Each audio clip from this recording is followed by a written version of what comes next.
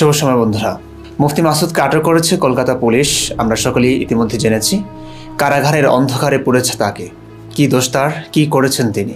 কাউকে খুন করেছেন? ধর্ষণ, দুর্নীতি, আত্মসাৎ, চুরি, ডাকাতি, লুটপাট? না, এসবের কিছুই করেনি তিনি। শুধু কথা বলেছিলেন তিনি। সাদাকে সাদা, কালোকে কালো, ফুলকে ফুল, ভীমরুলকে ভীমরুল বলেছিলেন তিনি। এই বলাটাই দোষ তার, এই কথা ও কণ্ঠটাই তার অপরাধ। এই অপরাধী নিজ দেশে থাকতে পারেননি তিনি। নিজ ধর্মে সহিংসতা আছে, ভিন্ন ধর্মের মানুষদের মারার কথা বলা হয়েছে, হিন্দুদের বলি দেবার কথা বলা হয়েছে।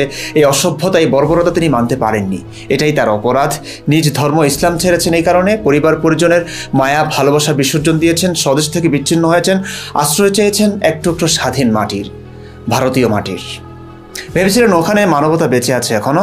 ওই ভারতের সাথে যুদ্ধ করতেই তো মুসলিমরা ওত পেতে আছে 1450 বছর আগের এক মানুষের কথায়, নবীর কথায়। এখনকার এই নিরপরাধ নিষ্পাপ মানুষগুলোর রক্ত ঝরবে কেন? এদের বাঁচাতে মুফতি মাসুদ লড়েছেন ভারতবাসীর বিপক্ষ শক্তি মুসলিমদের বিরুদ্ধে, তার নিজের ধর্মের বিরুদ্ধে। আজ সেই ভারতের মাটি তাকে বন্দী করেছে, আজ সেই ভারতের মাটি তার আশ্রয়টুকু কেড়ে নিয়েছে। ওনার লড়াই শুধু কথা বলার, উনি হাতে অস্ত্র নেননি। বুকে সাহস, মুখে শব্দ নিয়ে যুদ্ধ থামাতে বলেছেন, ঘৃণা দূর করতে চেয়েছেন, ভালোবাসা ছড়াতে চেয়েছেন এই পৃথিবীতে।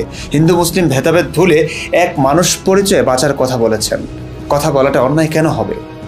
এটা অপরাধ কেন হবে? কিন্তু এই অপরাধে ওনাকে যখন নিজ দেশের লোক মারতে চেয়েছিল, তখন কথা বলার জন্য উনি আশ্রয় নিলেন ভারতে।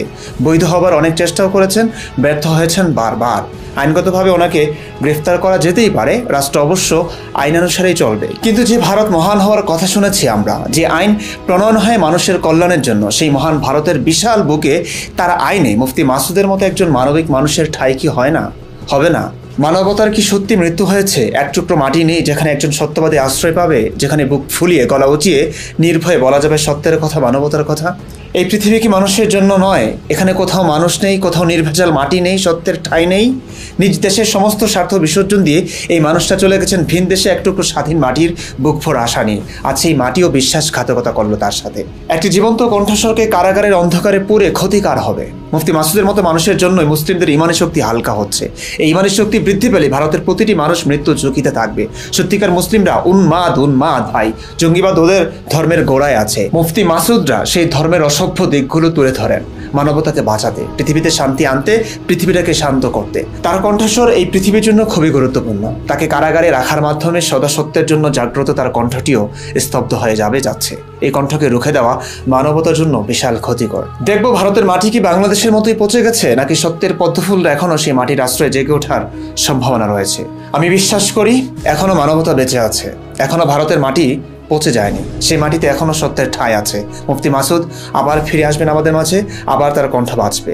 ভারতের প্রতিটি মুক্তমনা ভাই বোনকে বলবো, আপনারা সবাই অনলাইন অফলাইন প্রতিবাদ করুন, যা যা ব্যবস্থা নেওয়া যায় নিন, সর্বোচ্চ চেষ্টা করুন একটি সত্যের কণ্ঠকে বাঁচাতে। অনলাইনে ফ্রি মুফতি মাসুদ হ্যাশট্যাগ থেকে শুরু করে আর কি করা যায় সব করুন। আপনারা শিক্ষিত, আপনারা জানেন কিভাবে আইনি সহায়তা নিতে হয়, কোন পদক্ষেপ নিলে ভালো হয়। এই ভিডিওর কমেন্ট বক্স থেকে আপনারা সিদ্ধান্ত নিতে পারেন। সবাই একই প্ল্যাটফর্মে এসে জড়ো হয়ে সম্মিলিত একটা সিদ্ধান্ত নিতে পারেন। আমি ভিডিওর প্রতিটি কমেন্টে রিপ্লাই করছি, কমেন্টে হবে বাকি কথা। প্লিজ